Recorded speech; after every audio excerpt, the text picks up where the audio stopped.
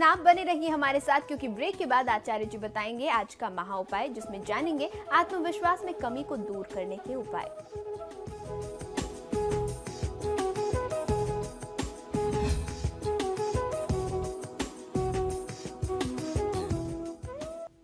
Break के बाद आप सभी का एक बार फिर स्वागत है। चलिए अब बारी है आज के विशेष महा उपाय की, जहां आचार्य जी हमें बताएंगे कि आत्मविश्वास की कमी को कैसे दूर किया जाए। जी आचार्य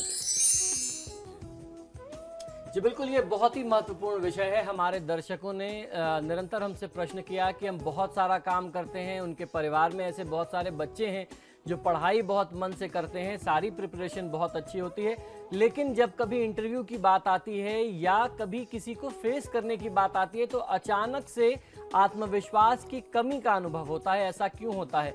तो आज मैं आपको जो उपाय बताने जा रहा हूं, पहले तो हम लोग उसकी समस्या पर बात करेंगे कि उसकी समस्या का मूल कारण क्या है, उसकी मूल वजह क्या होती है और उसका निदान किस प्रकार से करना चाहिए। बहुत अच्छे से इस विषय को समझने की आवश्यकता है और अगर आपने इन उपायों को कर लिया तो इन समस्याओं को आप चुटकियों में दूर कर सकते हैं। आप आत्मविश्वास से परिपूर्ण रह सकते हैं।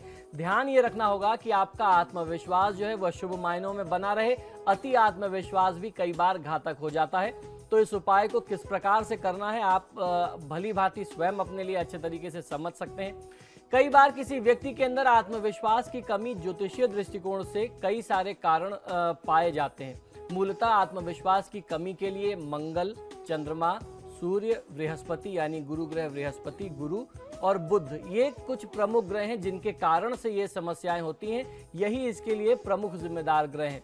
इसके निदान के लिए व्यक्ति की कुंडली को देख करके उसमें बैठे ग्रहों के अनुसार ही इसका उपाय किया जाना चाहिए। यदि आप कुंडली के अनुसार इन ग्रहों का उपाय करते हैं तो निश्चित ही आपको फायदा मिलेगा। और अगर आप आत्मविश्वास की कमी से जूझ रहे हैं तो विश्वास मानिए कि मंगल, चंद्रमा, बुध और बृहस्पति, इन चार में से कोई ना कोई एक ग्रह या फिर इनमें से ही किन्हीं ग्रहों का एक ऐसा अशुभ संयोग होगा जिसके कारण आपको ये आत्मविश्वास की कमी का अनुभव हो रहा है, आपको ऐसी समस्या का सामना करना पड़ रहा है। तो एक ग्रह भी प्रभावित हो सकते हैं, एक से ज्यादा भी ग्रह प्रभावित हो सकते हैं, उसमें आपको प्रभाव अलग अलग प्रकार से मिलेंगे।